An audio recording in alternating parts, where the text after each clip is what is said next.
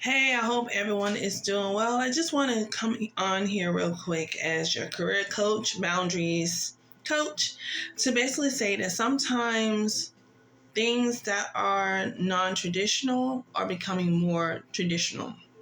Case in point, for example, the idea of the transitional college students usually is those who are of a certain age group, probably like younger 20s, mid 20s, living at home, not financially independent, relying on their parents to provide their necessities. They may or may not work.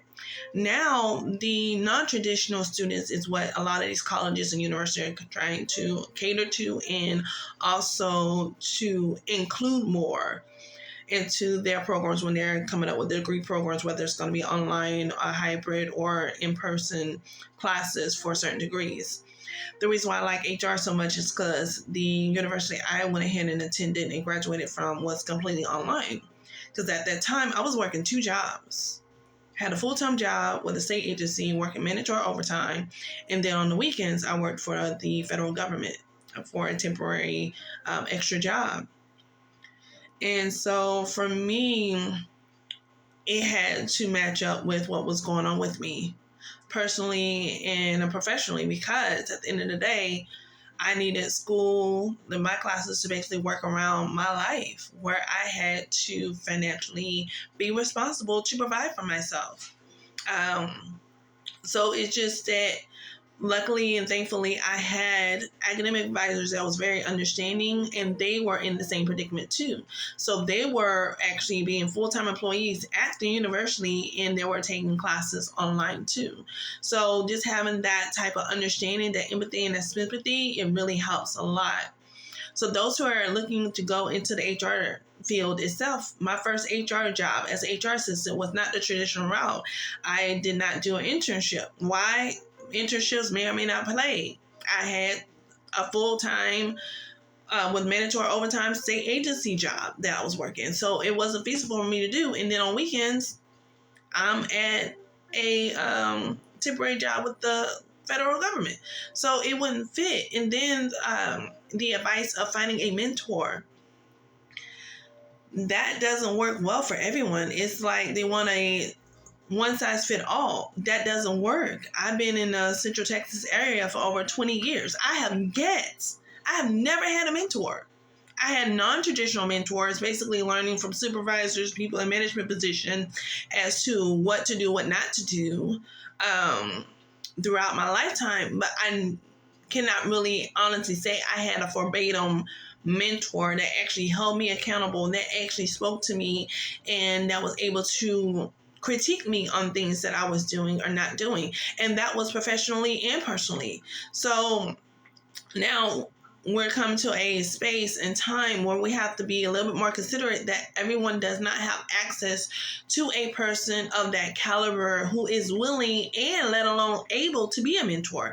Everyone is not going to be a good mentor. So if you have a mentor right now and that person is really helping you to grow and develop professionally and personally, that is awesome. Everyone is not afforded that same opportunity. So just do what you can for yourself regarding getting into the HR field. The way I got into being a HR assistant for a state agency, unfortunately, I lost my job. Went to a lower paying job for about a good month, applied for the position, ended up not getting it, but later on they contacted me because their runner up didn't want the position. Well, they opened up another position and they asked me if I was still interested, and I did. So that's how I was able to get my first HR assistant position. So as a career coach, for me, everything is not going to be cookie cutter. Everything is not going to be ideal, because we do live in life that we have to sometimes go with the flow, and then sometimes we have to find a different strategy of getting these done. And the way it works for you may not work for everyone else. Some people, they want to get the SHRM certification. That's how they got into HR. That's fine. Nothing wrong with that. But getting your certification and actually getting the work experience are two different things. what you learn in the books versus what you apply in real life are two different things.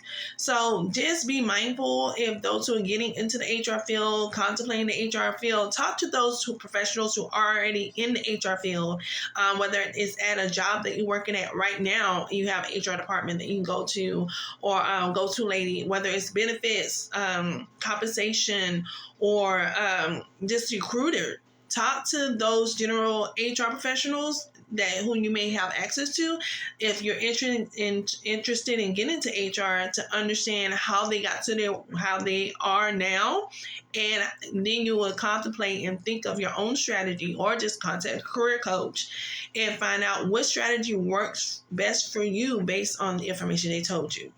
Because everyone's path to HR, working in the field, or even getting a degree by itself, is going to be different. So just keep that in mind. Those who are actually mentoring people who are in HR, those who are kind of thinking about HR, just keep in mind, do not compare yourself with anyone else. Look at what is best for you and what's feasible, that is realistic for you. Because everyone's journey is different. I was very intentional about getting into HR. I'm not working into the HR field right now with the federal government with my position, but I know for me personally, if my way is getting into HR by being a career coach and strategizing and applying all the information and knowledge I have with my degree to get there, I'm willing to do whatever is necessary. And the great thing for me, I get to help other people in it because I understand the HR side of things and the business side of things. I'm able to use the gifts, talents, insights, and information I currently have that is actually being used to actually help those navigate into those various career fields, industries, positions that they want to do. So of course, I never criticize anyone's progress. I never criticize or compare someone else's experience personally and professionally to get to where they need to go. Everyone's different. This life is not a one fit all. It definitely isn't. Everyone's life experience is different, and that is same goes for professional experience. So we're in the month of April already. So I'm hoping that everyone is doing what they're doing, their due diligence, their networking, talking to other people, talking to their local HR professional. They have a local HR department. If you have a friend that's going to HR as a career field, get information from them. But yeah, everyone's way to get to the HR path is not the same. Believe you me, I've heard different stories on how people just happen to fall into it. Some people were intentional, like myself. Some people just figured that was their niche. HR is a huge department. Like I said before, you have benefits, compensation, recruitment. You do have the legal aspects dealing with the employee relations specialist positions. So so just don't discount your experience, let alone your work experience, to get to where you need to go. All right, take care.